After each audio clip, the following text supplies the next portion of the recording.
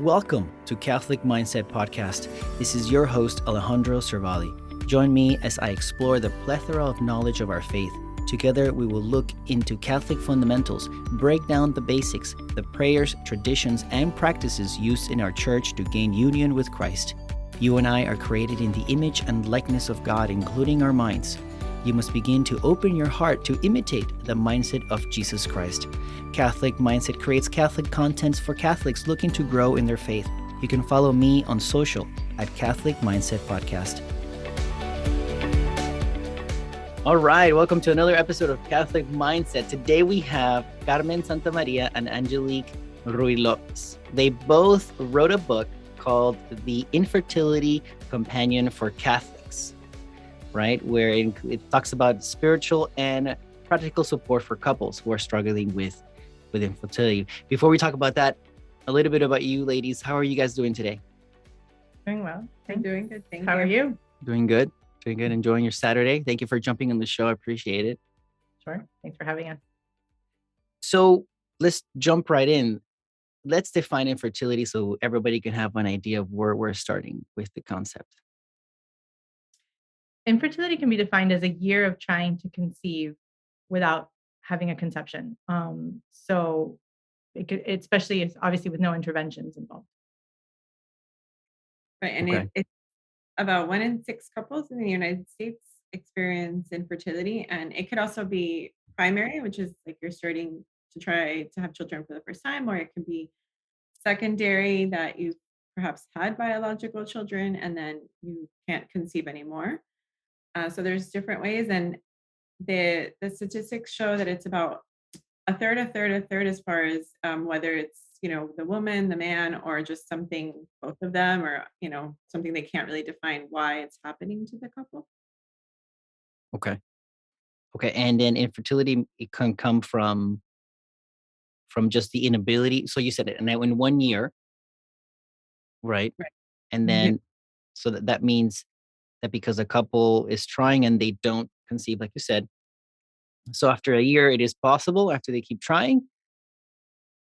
Right. That's when they're medically, diagnosed, let's say, as being infertile. For couples who practice natural family planning, it's actually 6 months, because those couples know a lot more about their fertility and are more attuned to, what's going on. So they actually, the definition is a little bit different for them.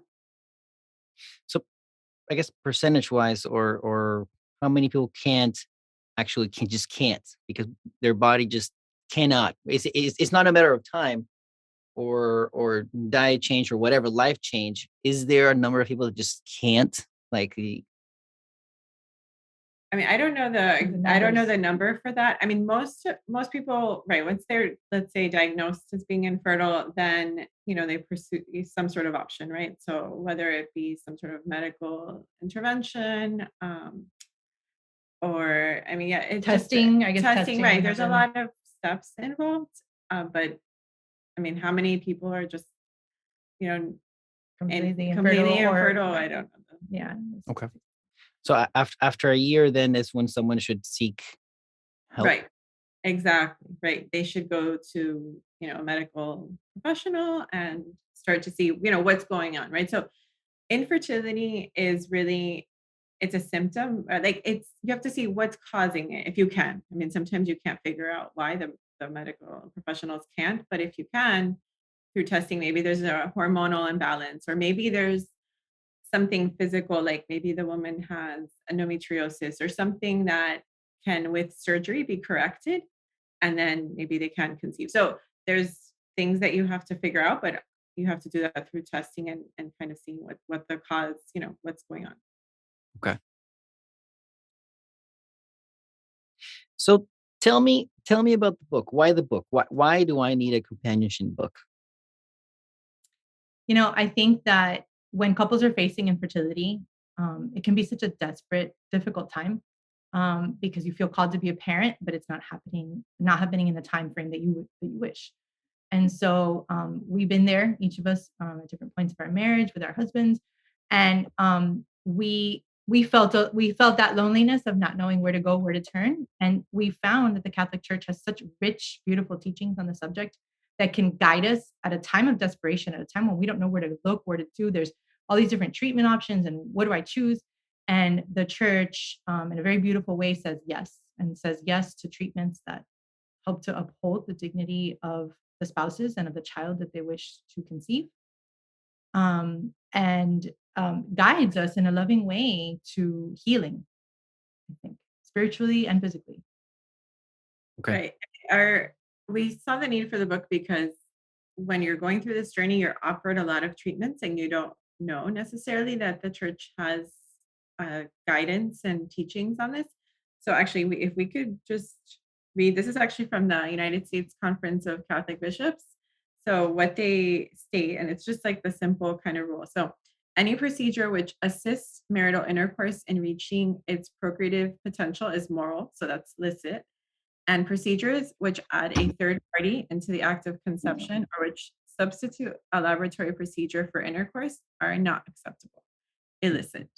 So, all of this information wasn't, before we wrote the book, wasn't in like one place. So if you wanted to know what the church taught, you'd have to either read something from the Vatican or, kind of just inform yourself. So we really saw the need for putting something together that would help a couple that's struggling with this. What can we find in your book? How's your book structured? Our book, so there's the teachings of the church, right? There's and there's also spiritual stuff. There's even a book, like my husband wrote a chapter in the book. There's stuff for family and friends that can support. So it's both, why does the church teach what she does about the treatments? Then there's, what kind of treatments can we find licit, right, or good as Catholics? There's also a chapter on discerning, like what is God calling us? Like perhaps, some people are called to adoption. We have information on that. So I don't know if I missed anything. No, I think that's, yeah, it's defining it initially and just trying to get Right. people to understand what it is and why the church has the perspective that it does. Okay. You guys mentioned treatments, right? So what are some treatments that are permitted and what that are not permitted? Let's start with the ones that are not permitted. What are some treatments that are not permitted? And then we go into why they're not permitted. Sure. So we have in vitro fertilization, which is, I think, one of the primary ones, the ones that people know the most about, and that's not permitted by the Okay. church. The reason why that's not permitted is because the sperm is taken from the man and the egg is taken from the woman, and they're united in a petri dish. So we have a third party intervention there, and it's done in such a way that it's not upholding the dignity of each of them. And there's so many different moral ramifications for that, of what happens to the embryos, how many are implanted, how they store them later. Like there's just a lot of ramifications there that the church is opposed to. Yeah, if I may, because I didn't know this about in vitro, that pre podcast you were telling me that it's multiple eggs that are inseminated, right? And then they choose which one is the best candidate, right? And then they're implanted into the woman, and then those extra ones are frozen and they're kept there for X amount of time if the couple chooses to keep them frozen. It's kind of Right. They have to, just there's a fee to keep them frozen. And then sometimes people don't want to keep paying fees. They feel like, oh, we already have the children that we want, if it was successful for them. And then they donate, that's quote unquote, to those science. science, which means that they're killing them. It'll be tested for sure. Right. And then, Yeah. similarly with choosing, right? That's an ethical dilemma. Like you're basically playing God, right? Because you say, okay, I want a boy, I want a girl, I want this characteristic or this other one. And it's, that idea of designer babies. What else do we have in terms of options that people should not be taking? Right. The artificial insemination, also similar to what Angelique shared about the IVF. Except it doesn't involve taking out the eggs from the woman, but it also adds it adds that third party, right? So going back to what I had stated earlier as like the rule from the USCCB, you're adding that third party who's going to take that sperm, which unfortunately many times is also obtained in, an illicit manner, because many times it's obtained through masturbation. And then you're injecting that into the woman. So that's another common procedure that, for Catholics is problematic. Okay. And these, would you say they're the most commonly used, Yeah. or I this would is say it? doctors might say, oh, hormone treatment, which is accepted, hormone Hormone treatment. treatment. Right. But if they're not achieving within X amount of time, then they'll say, okay, in vitro, we'll send you to a reproductive endocrinologist. So the the gynecologist who's treating them will say, okay, this is beyond the scope of my expertise. You're going to another doctor, and what those doctors offer are in vitro or insemination. Okay. So talking about the ones that are accepted, you're looking about hormone treatment. It's acceptable. Yes. Okay. Yes, and also, surgeries to correct maybe something that, but endometriosis, like I said, is sometimes, which is tissue that's growing outside of where it should, and maybe just removing that tissue, or maybe a blocked fallopian tube, for example. You can clear that out with a procedure, and then you can have, they can conceive that way. So any sort of medical intervention that really just makes the woman or the man healthier is generally okay without those third parties. So either hormonal balance, a needed surgery. It kind of, the difference also tends to be that the more, let's say, mainstream treatments are very cookie cutter. So, oh, you're infertile, you've tried for X amount of time, this isn't working. Okay, you're going to go do artificial insemination or IVF. Versus the Catholic approach, which looks at the individual couple, right? And doctors are going to test, okay, what's going on with this couple? What are the hormones here? What's going on with the woman? What's going on with the man? And take a much more nuanced and individual approach. And I think sometimes that first line of defense also can be, if you don't practice natural family planning or know where you are in your cycle, sometimes it can even be as easy as you're timing it wrong, because that's the beauty of those of us who practice NFP. It's that when in your cycle you're fertile and when you're infertile. And so that obviously maximizes the chances of conception when it is that you feel called to do so. And sometimes even just that first line of defense of having couples learn, okay, this is the time when you need to take your temperatures, or you need to look at your mucus signs, things to indicate when it is that you're fertile, can sometimes go a very long way to helping couples conceive. You mentioned NFP. For those that don't know, NFP is natural family planning, right? And that is what you just described briefly. But for those that don't know, NFP is that it's where a woman and a man together, right? It's supposed to be a couple activity. They track the cycle of the woman to see when she's fertile, when she is not, and that helps plan whether it's the right time, or if you want to have a baby, or you want to wait a little bit. But it's a natural way to leverage the beautiful cycle of the God given cycle to the woman to be able to manage that. Yep. Yeah, I just learned that recently. That's why I just did a poor job explaining it. Not at all. But okay, cool. Can we say that most infertility cases have some sort of solution? Some sort of solution? I would say most. I would say most. Yeah. Most? Okay. And leaning towards to the right ones: hormonal treatment, surgery, looking at the couple, what's going on with the woman, what's going on with the man, because both, right? You guys said that it's almost equally shared, the infertility thing, because maybe I want to say that maybe culture or whatever, the sense is that it may be leaning towards the woman more as like they're the issue. But of course, you listen to what society says. You said it was a third. Right. So who is the third? Well, no, the third would be either a combination of the two, or just that they don't, because sometimes they can't explain it. Like you'll do testing and everything comes out normal, and you might have a procedure and it still doesn't, you can't conceive. So that's where we as Catholics know, okay, well, God's involved, right? So there's a certain element that we can't control, right? So society wants to control that, hence all these procedures, but we can't. So I was actually going to say, though, going back to what you were saying, asking about are most, cases basically, can they find a solution? And the percentage of couples who use, let's say, so there's the main Catholic alternative is called natural procreative technology, which most people just call NAPRO.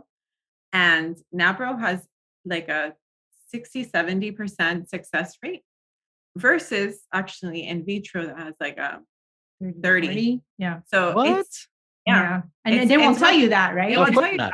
The That- tune of that's not how it works. That unfortunately. Yeah.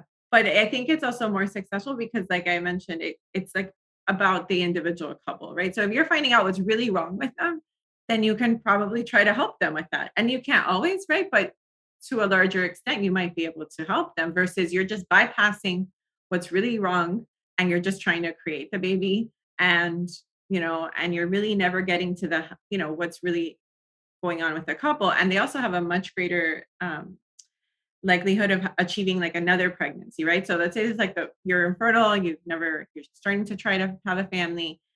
With NAPRO, since they've actually tried to solve what's really going on, your ability to have another child is much higher than with an in vitro, where you probably just have to go back, right, and do another cycle of.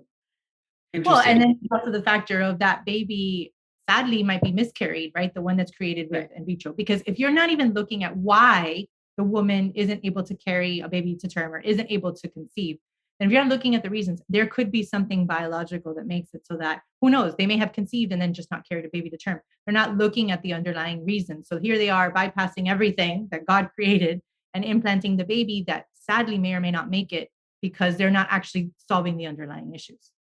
So that leads to more heartbreak and more, on so many levels, right? For this couple that's already struggling. Okay. Interesting. I'm still thinking about the 30% for in vitro compared to the, what is it called? NAPRO, we're calling it? NAPRO. Yeah. NAPRO, which is 60 to 70%. And they're not talking about that. Nobody. No, Right. they're not talking about it. I mean, at the beginning, Carmen, I think you mentioned something about the primary or secondary, Right. a little bit of what you were talking about now. Mhm. Is it common? I have heard stories of people having difficulty getting their first kid when they get married, but then they get that first kid and then the other one's pop, pop, pop, pop, pop. Right. Yeah. Right. So can you tell me a little bit about primary and secondary a little more? Is it common? Is it okay? Is it, or They're all okay, but I don't know that we have statistics necessarily on one versus the other. I mean, we've experienced both. Like she had primary and I had secondary. So I mean, it really doesn't. You just never know, right? Right. Okay. Right. Well, you don't. Yeah. but at least it's good to know what to do. Like there is solutions and Yes. support for families who are struggling to have babies, that the solution is not to run to these artificial options like insemination and or in vitro, and there are more natural, God-given ways to do this, right? That at the end have a much better outcome, like a lot of things. Exactly. We have to listen to the wisdom of the church. Yeah, right. It's, I mean, Right. awesome.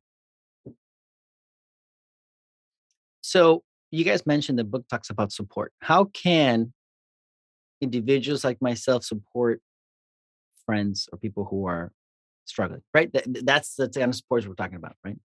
Yeah. So what are we looking at supporting? So I think that sometimes those of us, we all at this point in time know somebody who's going through or has gone through infertility. It's so prevalent at this point. The statistics tell us it's 1 in 6 couples in the United States. But sometimes there's this tendency either to avoid it. Oh, it's the elephant in the room. I don't want to talk about it with them. Or it's the other extreme of, oh, let me give you all the advice in the world. Oh, just do this and you'll get pregnant. And none of that is helpful. It's like couples who are experiencing infertility. Drink a tea. Yes, absolutely. All the time. My grandmother said, you take a shower with roses, all sorts of stuff. You'll see. Yes, 100% to all of that. My Unfortunately, grandmother has some crazy stories and how they claim to fix things. But yeah, communication is key, and support, being able to talk about it is so important. yeah. Sorry, And I go think ahead. space. No, it's giving people the space. Like you also don't want to force anybody to talk about it if they're not comfortable talking about it. Sure. So just being there, saying, hey, I'm praying for you. Is there anything I can help you with? Is there anything you want to talk about? Is there anything, can we go to mass together? Can we go to adoration? Let's go have coffee. Something to just be supportive for the couple while they're going through this. I think it goes a long way to know that they're not alone. And you can point them to resources, and that's helpful too. But at the same time, you need to kind of respect people's space and people's journey through this, and give them the opportunity to talk if they wish.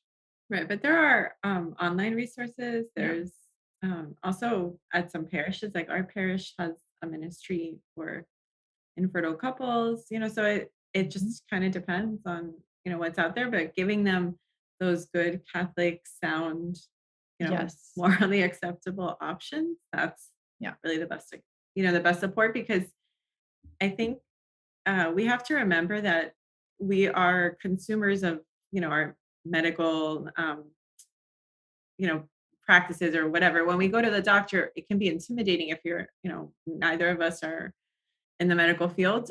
And so they tell you something and you just believe whatever they tell you, right? So if you're really in the throes of infertility, you kind of just don't know. And they're like telling you, oh, you should do this. You Or in want vitro is your only right. So option. you need somebody who can really point you into like, okay, no, you have other options. There are other things you can do, and that you need that other voice out there to help you. Yeah, and there's online retreats now. There's online support groups. Sure. There's a lot of options out there now, which is praise God. We need to be able to serve people who are experiencing this. Can you give some samples of some names of like online resources? I mean, you don't have to be like www at, but I can share some of this stuff in show notes. In the show Um, notes.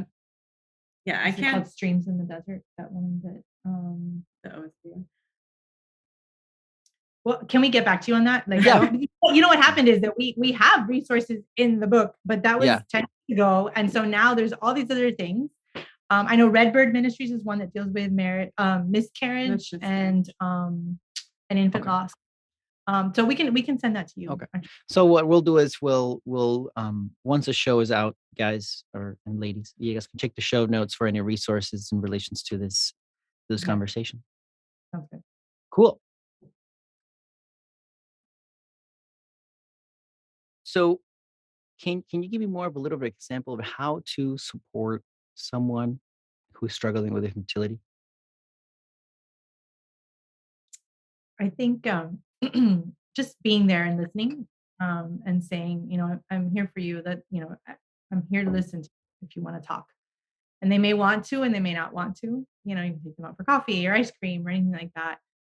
Maybe even a little note. There's Saint Gerard Magella, Saint Anne. There's different patron saints that could be interceding for them, and you can say, hey, I'm asking for the intercession of this patron saint, and a little prayer card, something like that. I think just so that they know that you're there and that you acknowledge and that you understand that this is a loss, that there's a grief process involved in, okay, we felt God calling us to have a baby, but it's not happening right now. Offer to go to mass with them, go to the Blessed Sacrament. I think there's many ways to be able to support them and be there for them, and allow them the space to be able to talk if they so wish.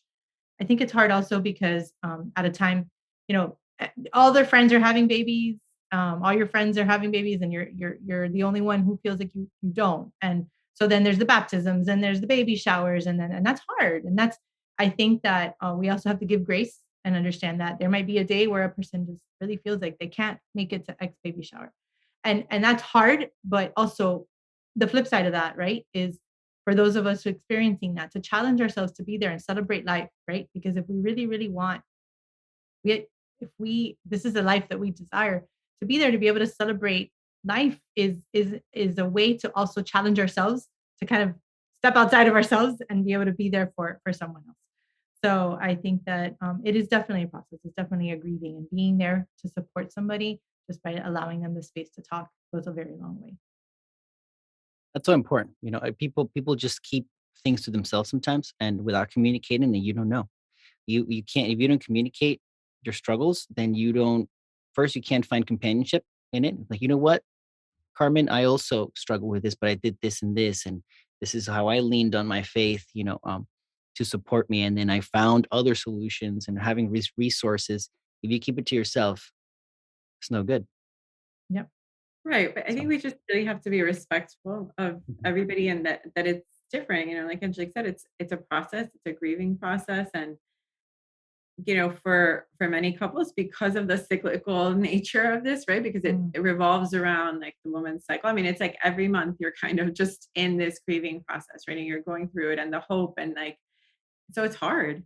But just knowing, and also just respecting that friend that you have, you can say, okay, I'm here for you, and I'll listen. But sometimes people don't want to talk, so you really just have to make yourself available, but also be very, extending grace, like she said. If somebody doesn't want to do something at a certain point, understanding that. Yeah.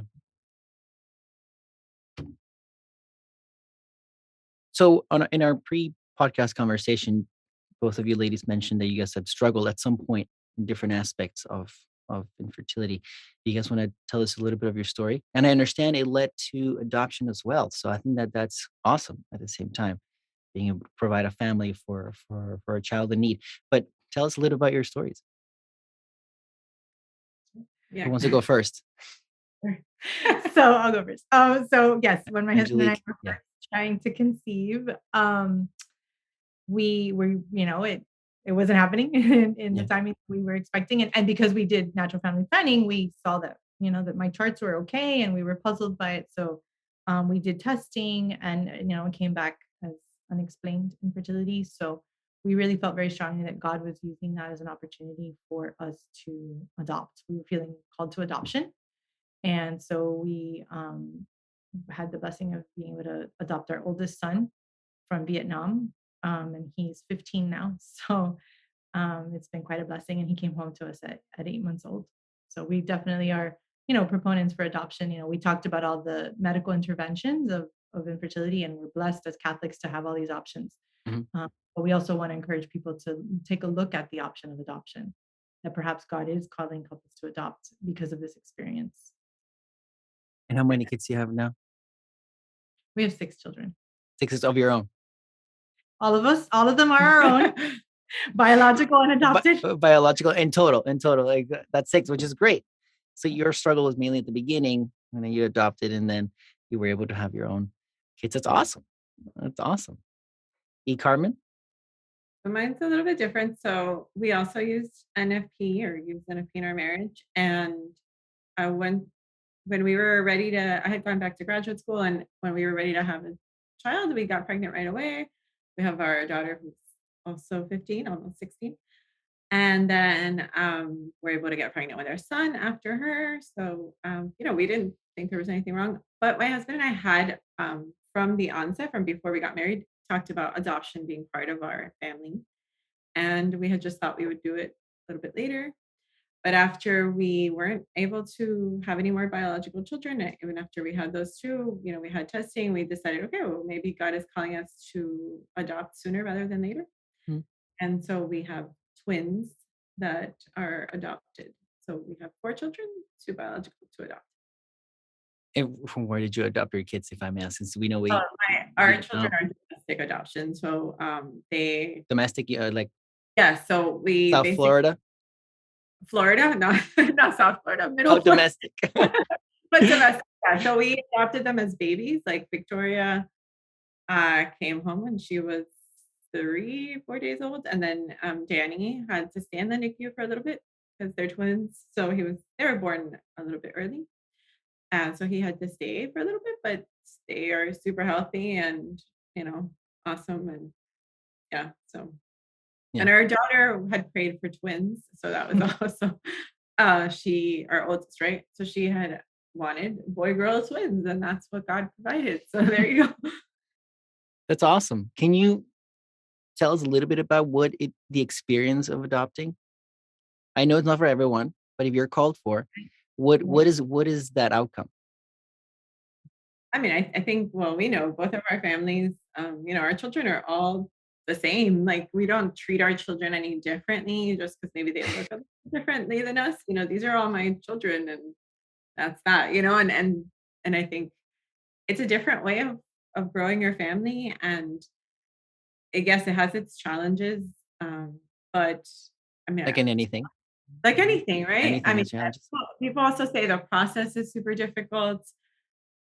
For us, it wasn't that difficult. I mean, yes, you do have to do certain things, paperwork, and you do certain classes maybe, but things that you understand from a point of view of somebody's going to give you a child, right? So Yeah. they want to make sure that your home is safe. They want to make sure that you are Yeah, you're sane and you're, like Right. normal things that you can understand. And you kind of just the same way you would apply for a job and go through, certain things, you have to do that. And you have to be comfortable with people, social workers asking you questions and coming to your home. But that's also, it's a small little inconvenience if Right, at compared all. to the blessing Of course, to of having the child. these children, Yeah. right, that are a huge blessing. And I think in a society where how many children are not, aborted, you're also being a witness to life, right? Like this is our family. When we go to church, everybody sees our family, and it's very obvious. My children look very different from my husband and I, my adopted children. So it's very clear that they are adopted. So I think that's a witness to other people, Yeah. And I think also the blessing for our families and for our children is that we have many friends who have adopted children. So our children are seeing that this is a normal part of raising, of building a family, I should say. It's just as normal as biological children. And I mean, we can't count, I think, how many people we know who have adopted children, and it's a blessing because they see that, they see that in the Right. kids they hang out with. And I think people also say, oh, the children will have some stigma. Like I remember recently this summer, I was at a pool, we were on vacation, and I was not in the pool. I was like watching my daughter, who's the adopted daughter, in the pool. And she had made a friend and she was talking to the friend. And she's like, oh no, that's my mom. And the girl couldn't understand that I was her mother, right? Because I don't look like my daughter. And my daughter just very matter of fact responds, oh yeah, I'm adopted. Like it just keeps swimming. Like it's just as if it was like she was telling her the sky was blue. Like it didn't matter to her. And the girl was like, oh, okay, like, it's totally fine. Like people think that there's a lot more stigma, I think, than there is in the reality. Like my children are not different. They're all I have 4 children. That's it. I think that's great. I think that removing that stigma is great because it shouldn't be like that. Adoption is a normal part, and it's a beautiful thing. Giving another child a home, right? Definitely, it's been a blessing. This has been great. I know that we're running out of time, and I just want to say that thank you so much, ladies, for jumping on board and telling us about your book called The Infertility Companion for Catholics: Spiritual and Practical Support for Couples. So any final thoughts? Well, we want to just remind people that there's hope, and the Catholic Church, within her love for everyone, has wonderful options, and we just want people to be informed and know about that, and also just not feel alone. It's a hard time when you're struggling with infertility, but there's a lot of hope and love out there. Yeah, I think that exactly what Carmen just said. I think to know that the church is supporting you, that Christ is with you, and to know that other Catholic couples may be suffering through the same thing, but can find hope in the teachings of the church.